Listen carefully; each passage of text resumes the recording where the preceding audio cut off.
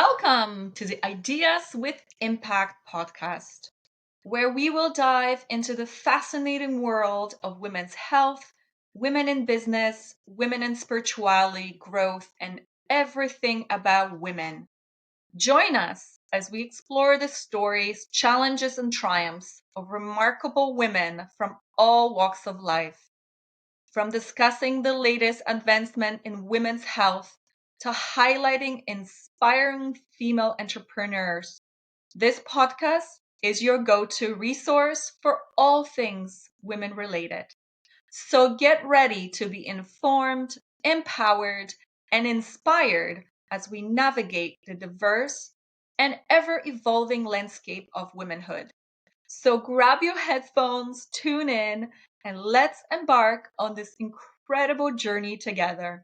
Welcome to the Ideas with Impact podcast. I'm your host, Alexandra Gamrat. Beth is a self-sabotage coach who helps people reprogram their conditioned mind to overcome their self-limiting, self-sabotaging beliefs and behaviors, empowering them to live their best lives. She's a former HR professional, including 17 years of service in the Canadian government. Since 2019, she's been on a path of awakening, self-discovery, and growth, focusing on nutrition, physical health, mindset, and overall well-being. She successfully shed 60 pounds, and she's proud to say she's the healthiest she's ever been in her life.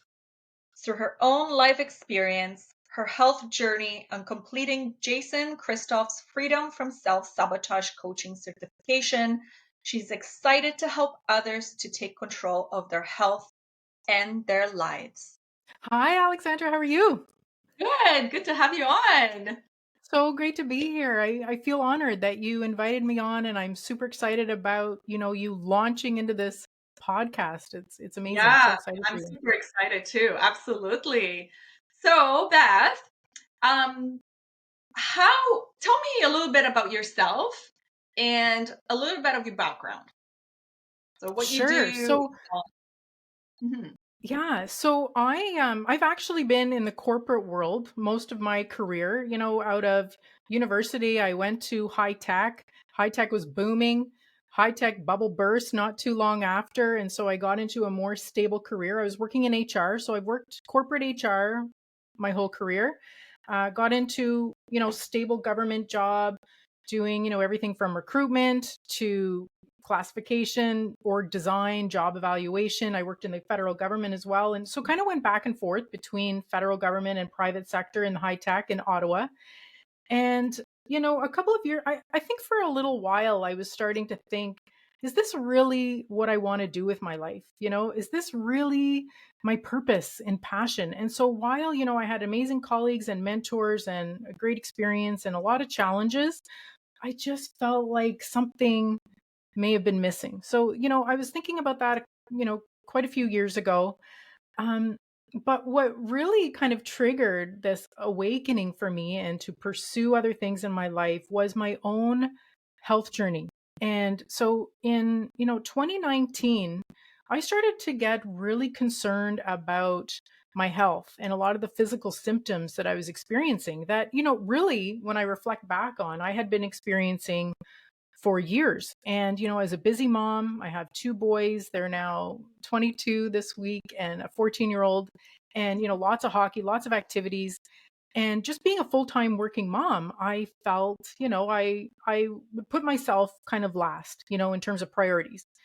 Yes, And I can definitely relate to that. Mhm. yeah, I think as busy moms, full-time moms, I mean, it's not about us, and God forbid it is about us, because then, sometimes we're considered selfish, or, we're not putting our family first. And so that's really where I was at. But unfortunately, my body was telling me different. It was, I think, trying to wake me up to the fact that what I was doing or not doing was really detrimental to my health. So I was experiencing, I have always experienced migraine headaches most of my adult life. They were ramping up in frequency and intensity. I was starting to have high blood pressure, which was super concerning for me. I've always had low blood pressure. Starting to have skin and eye irritation, skin tags, weight gain, stiff and sore joints, fatigue, exhaustion, overwhelm, anxiety, like all of these things. And they were just mounting up. And so I don't know if it was that I hit rock bottom or that, all of these symptoms accumulating really kind of woke me up out of my slumber. And I started to listen to my body and really dig into what are these symptoms all about. And so I was actually doing my own research. It's not even that I went to my traditional doctor, I even have a naturopath. It was something that I felt I needed to do for myself. So that was in March of 2019 when I really started to dig in and realized that many of these symptoms were attributed to inflammation and insulin resistance, which was all really because of my poor diet and what, is the standard Canadian or standard Western American diet. diet. Yeah. And I didn't think I was, eating that badly. I was just kind of, going with the flow, following the norm. I think the majority of the population follow the Canadian Western standard diet and they think that that's all good and that's what everybody's eating. Um, but I realized that it really took a toll on me. So I realized I was a carb addict, I was a sugar addict, and these ailments really, really affected my health. So I had to do a lot of owning it, right? I had to realize that what had got me to that point with my physical symptoms and my health was the fact that I had been eating this way for so many years and ignoring a lot of the signs and the symptoms that my body was throwing out there. And then what I had to do was dig in and research, well, how am I going to get myself out of it? And so that's when I really leaned into my food choices, establishing healthy habits. And so it was honestly like a night and day transformation. I ended up throwing out a lot of the bullshit foods in my house. So the flour and the sugars, the carbs, the crackers, the pastas, and I Yeah. really switched over to whole foods and really prioritizing healthy, organic, raw vegetables, good proteins, good Mhm. healthy fats, that we have been, I think we've been bamboozled to think that they are not a good, important part of our diet, so then I'm That's starting it. to incorporate the olive oil, the avocado oil, the ghee, the coconut oil, the That's it. We've butter. been so brainwashed in the 80s, right? And So early brainwashed. 90s that coconut is bad for you, fat is bad for you. Eat the low fat yogurts and the Yes. canola oils, which is so bad, right? Hmm. Exactly. And it's like I couldn't believe how much I had to throw out and not consume anymore. So I went through, a lot of withdrawal symptoms, although I have to say that it wasn't as bad as what I geared myself up for. And I think it's because I knew that I also learned that hydration was going to be super important and not just with, good old tap water, which at the time that's what I was drinking, right? Municipal tap water, which I know now is full of chemicals and heavy metals and fluoride and chlorine, and it's not good. But at the time, that's what I was drinking. But I made sure that I incorporated a good quality sea salt and electrolyte powder as well. So I was going, having, 3 square meals a day, but incorporating a lot of healthy whole foods. And I quickly realized how much better I felt. So my whole journey started not because I wanted to lose 60 or not because I wanted to lose weight. I didn't know how much I weighed at the time. I didn't own a scale. Even when I went to the doctor a few months before that, I didn't ask her how much I weighed. I know she noted it down in my file, but I didn't want to know. I knew I was overweight. I didn't know by how much. But it was just within, honestly, a couple of, even a week or two where I started to feel less heavy, less bloated. I know that I was losing water weight because I no longer had, these swollen wrists and ankles. Hmm. And I just started to feel clearer. It was actually pretty amazing. So while yes, I went through some withdrawal of sugar and carbs because I was an addict, I started to feel like, wow, I don't feel like a slave to my food where I constantly need snacks in my purse so I don't feel lightheaded or dizzy. I felt like I could get through, these meals without having to snack. And I felt that that was so freeing. And then I started losing some weight, which was even more motivating for me. Um, and so So what was within your, may I ask, what was your weight before? Yeah, sure. So I was 198 pounds so I'm 5'6", 198 pounds it was around the end of January that I had gone to my doctor. Remember, I didn't ask her what I weighed, but when I went so when I started my health journey in March, went to the doctor in June, and she weighed me. And by that point, so between March and June, I had lost 25 pounds based on the fact that I probably weighed 198 pounds when I started, which is when she Right. took my weight in January. And so she was super concerned. She was concerned that I had lost weight and wondered how my health was. And I said, "Well, I've been eating healthily. I'm incorporating healthy whole foods, and I'm doing it deliberately." So, I understand the concern that maybe she's thinking there's something else going on. I don't know, stress or some kind of ailment or disease. But I reassured her that I was doing it deliberately. And I question sometimes that maybe she was concerned because she doesn't see a lot of success stories, especially around, I was, coming up to mid 40s.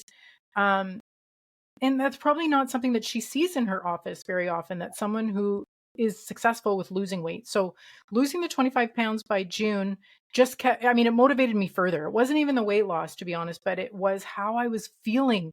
And I Mm-hmm. felt for the first time, probably in my life, that I felt in control Mm-hmm. and not deprivation, not sacrificing, myself or my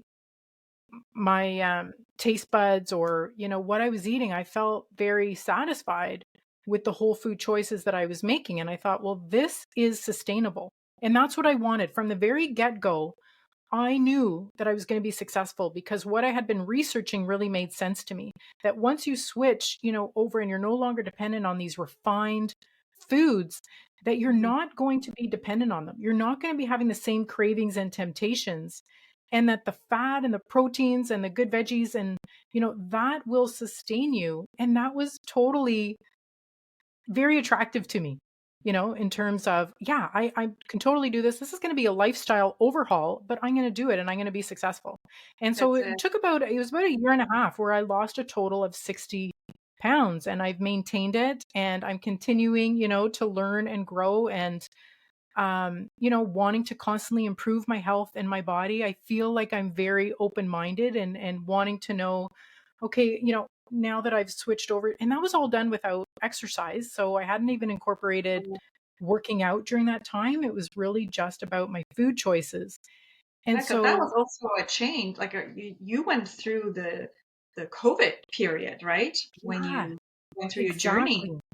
I did. And so when a lot of people, were locked down, and I think a lot of people were stressed and anxious and, ordering the beer and the food to home, I was still continuing on my health journey Yeah. and, still seeing success and still feeling really good and really healthy. Yeah, that's amazing. Wow. Hmm. Congrats. Like all I can say is congratulations. Like this is a Thank you. huge step. Um, what Yeah. was your biggest challenges within that journey that you went through? I think the biggest challenges was the fact that when I was at home in my own environment, I'm doing the grocery shopping, I'm doing the meal prepping, I'm doing the meal planning. But then if I was out in a social group setting, whether at a restaurant or at a party, I felt more pressure to, go with the flow in terms of not even just the fact that I would have cravings or temptations. It wasn't really that. It was like, other people are eating this stuff. Meanwhile, I'm going to be over here, Eating eating my salad salad. with protein, bringing my own dressing in my purse, maybe. Like that was really hard. When it comes to social pressure, group dynamics, group pressure, there's so much against us, and we want to conform. That is part of our innate, it's part of our innate characters as human beings. We want to be part of the larger herd and not to be seen as different. It's very hard to come out of that comfort zone. So that was probably the biggest, and it still continues to be. Like it's easier when you're There's not on always vacation. challenges. Absolutely. Yeah. Yeah. Yeah. Yeah. And how did your family take that? Were they on board with you on this change, or were they They still kind of were. resistant? They were on board with me for sure. And it was easier because I was doing all of the meal prep and the groceries and making the meals right from scratch. And I mean, I think I'm a good cook, and they appreciated the good meals that I was preparing. They're not, and actually, so my older son and my husband were also following it and had lost weight too and felt amazing, and they were flying on the ice when they were playing hockey. But they've resorted back to a little bit more of the standard Western diet, and same with my 14-year-old son. But I try to bring in healthy organic food as much as possible that they can consume at home, and then when they go out, I get that there's temptations, and they have you know yeah, I think they're probably coerced as well by the group Yeah. dynamics and stuff. So yeah, I mean, it was helpful because it was a regiment that I was initiating, and that they were on board, and they know that the choices that I've made have been sustainable, and they're proud of me that I was able to accomplish it and still maintain it. They see it. They see. So I No, that's feel like amazing. it's part of modeling the behavior, because you can talk to someone and try to convince someone of something, but until they actually see it and you're actually just modeling that behavior, Yeah, maybe they're absolutely. they're probably skeptical. Yeah. Yeah, absolutely. I know because my family is the same way. So it's Is like that what you right? put at the table, it's like, okay, this is what we eat, and it's like exactly. Yes. But we're more a little bit more, well, especially with the kids, a little bit more linear. It's like, as you said, being in that social setting, it's like, okay, well, they're going out for a birthday where they're having that pizza. Well, you're going to tell Yeah. them not to eat the pizza, right? So I it's know. like, okay, follow that 80-20 rule kind of thing, Yeah. where at home you eat super healthy, you do Yeah. all the prepping, you do all this stuff, and then that 20% is kind of like, it's okay, because you don't want to stress Yes. them out as well, right? Like my kids are still a bit younger, No. so yeah, Yeah, exactly. And I think it's part of us as parents educating them and modeling the behavior as much as we can. I think that that's profound in terms of, what are we doing to keep ourselves healthy? And I think that will be ingrained in them, whether or not they're choosing those decisions now or not. I think it'll be important for later in their life when they're able to make, more informed decisions. absolutely. I totally Yeah. agree with you. Yeah. So, what advice would you give to someone starting out on a journey like you, for example? Yeah. So I really I think a think lot of that people are looking for something to start. I just they don't know where, right? yeah, I think, to be honest, it's listening to your body.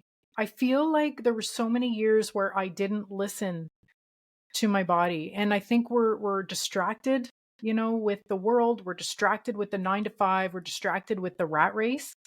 And we often put ourselves last. And Mhm. so I think it's really being in tune with our body, listening to our body, because I feel like when we have these ailments or when we have pain or discomfort, our body is trying to tell us something. And it's so important that I think we heed those warning signs before they turn into something maybe more serious or more aggressive. And that's one thing, not that I regret things, because I think things happen for a reason, and we're living and learning. But if someone's starting out, it's definitely listening to your body and being in tune and intuitive with your body. um I mean, and no matter what, like if someone is wanting to go, on a health journey, and they're thinking about, what diet or what protocol, I don't condone, one diet or protocol over another. I did start with healthy ketosis and intermittent fasting, Mhm. but I'm not in strict ketosis now. And I just feel it was a good reset for my body at the time. And I just learned a ton. What I would suggest, though, is to really think about removing those over processed foods that The wreak havoc inflammatory on our foods. system. Mhm. Yeah. And so I think no matter what diet you're on, that's the common denominator. It's removing the refined sugars, the carbs, the refined grains, and then those seed oils, as you mentioned, the canola oil. And that's in everything. That's in packaged foods, it's in processed foods. And they always say, stick to the perimeter of the grocery store. I mean, that's true. And reading the labels if you're buying the packaged foods, but really sticking to whole foods is really was my approach. And I think what's hopeful about that though is that you will start to feel better relatively quickly, that you're not going to be starving. It's not going to be this deprivation diet. It really is, you're in control of your hunger and of your Yeah, cravings. basically, don't give up. Just keep on Yeah. pushing through. And you know what? I Yeah. always say that if you fall through, it's okay. The next day is a new beginning. It's a new day. You Yes. just reset it and you restart, because I some love people that. have a difficult time, right? They're on that path. Yeah. And then, like you said, you go into that social event or something like that, and you see that beautiful, crisp croissant, for example, that you're like, Yes. oh my God, it's just you drooling. Yeah. It's okay. Yeah. I always say it's okay. You can reset the next day. Next day is a new That's right. beginning, right? So, yeah, I agree. it's hard to do for other people, but it's okay. Don't beat yourself over it, right? Yeah. And what changed for me too, that I find empowering, is that sometimes when I have the food, like if okay, so if my family is having a craving and they're ordering the Uber Eats bullshit, food, Right. and I end up having some of it, I don't feel great after. Hmm. So again, I know it's my body telling me, yeah, that's bullshit food, Beth, and your system, it's not agreeing with you. So it's a deterrent. Whereas before, when I was eating that way more regularly, you just kind of felt shitty all Numb. the time. Yeah, it was normal. It was normal to feel shitty. But now when you're eating so much better and you crave to those things, it's amazing how your body quickly tells you, that wasn't a good choice. It wasn't worth it. It wasn't worth the short term craving. Yeah. I crave dark chocolate. That's Yes. anything. Yeah. Dark chocolate. Give me dark chocolate anytime. Although I don't eat a Yeah. lot because if I go for like the 90%, it's like Yeah. Me too. I can only bite half of it and that's it. Yes. Yeah. Yeah. Yeah. I like the So dark chocolate too. yeah. So tell me about your work. What do you do now in terms of your business? Yeah. Okay. So I am now. Well, I feel like I'm still transitioning. So Uh, I I feel like, my health journey was my first awakening. And then with COVID, I felt like that was my second awakening. I'm not working for the government right now. I felt like, our values no longer aligned. And I wanted to really do something with my life where I was, helping others, especially in my journey of awakening, with regards to my health journey. So I ended up doing Jason Christoph's Overcoming Self-Sabotage coaching certification. Yes. And so I'm a coach. And right now I'm really leaning into helping women empower themselves with getting healthy. And so I actually have a program upcoming in January. It's a group coaching program. So I do one on one coaching, and this is my first group coaching program that I'm launching in January. And it's about kickstarting your weight loss by mastering your mindset. When I think back to my health journey, I know that it was because I shifted my mindset. Before I launched into changing up my food choices and following a certain protocol, I knew that it was my mind that needed to be reprogrammed and rewired for success. And so there's so many tips and techniques and strategies that I provide clients in terms of how do you do that? How do you go from being kind of programmed to go a certain way and then really make this shift in order to be successful and get healthy and potentially lose weight as a byproduct of getting healthy. And so I'm launching that in January, but I do one-on-one coaching, and it's really around, you know, our self-sabotage that we all do, whether it's, I help people with everybody, everybody does it. There's I mean, I do it. I do it. It's a work in progress, right? That's it. Yeah. So I mean, I help people with overcoming some of their negative beliefs, with their bad habits, with their self-sabotaging habits. So whether it's smoking, whether it's the eating, the sugar, whether it's alcohol that they're wanting to wean off of, even caffeine. And so my program is quite comprehensive. Right now, I'm really leaning into, getting healthy and losing weight, because that seems to be where, women, especially, I think middle age in their 40s, are really wanting to gain control and Mhm. take control of their health. They realize, okay, every single passing birthday, I'm getting older, and am I getting any healthier? And That's it. I feel like this is a time in our lives when we're really waking up to the fact that, maybe our kids are growing up more too, and maybe we have more independence, more time, but we're really wanting to lean into our own inner power and what we can do about it, because it's totally within our power. And I feel Yeah. like if I can do it, anybody can Anybody do it. can do it. Yes. Absolutely. Oh, I agree Yes. with you. Yeah.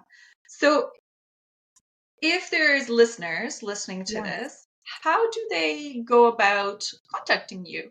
I mean, I'll put down the information once Yeah. we finish, and they can obviously. But right now, for example, where they can reach you.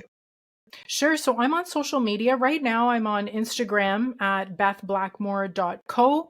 I'm also on Facebook, Beth Blackmore. So that's Blackmore. I have a website that I launched in the spring. It is bethblackmore.com. And so for those curious also about my coaching services, I do offer a free one-on-one discovery call. So just head over to bethblackmore.com. And as I mentioned, I'm launching this group coaching package. It's in January. I'll be launching it actually next week to start in January. We start January 2nd. It's a 6-week kickstart your weight loss by mastering your mindset. And so you can check more out at bethblackmore.com /kickstart on my Nice. website. Perfect. Oh, wonderful. Thank you for sharing. Yeah. So, what are your future goals and aspiration for um, what you're doing? Yeah. So, I mean, I want to spread, the wealth. I want to spread my knowledge and experience as much as I can. I love the one-on-one coaching. I'm really thinking I'm going to like the energy from the group coaching and coaching, a larger group, taking it to the stage one day, and being, a motivational speaker, or I mean, something like that. I would love to have that kind of forum to spread the message, because it's really about empowering others. That's really what I want to do. I can't really believe that I'm on this side of the health journey where I feel like I can really influence and Mm, inspire other people. There's no way I would have thought that just 5 years ago. yeah, So that's it's really beautiful. You're on about, a mission. Hmm. yes. Yeah, that's beautiful. Well, Beth, thank you so much for sharing. Is there anything you would like to add? I would just say, as someone starting out, I think it can be really overwhelming, in terms of the different conflicting health information out there. As I said, I think it's listening to your body, listening to your intuition, which I don't think we've really um, been promoted to do.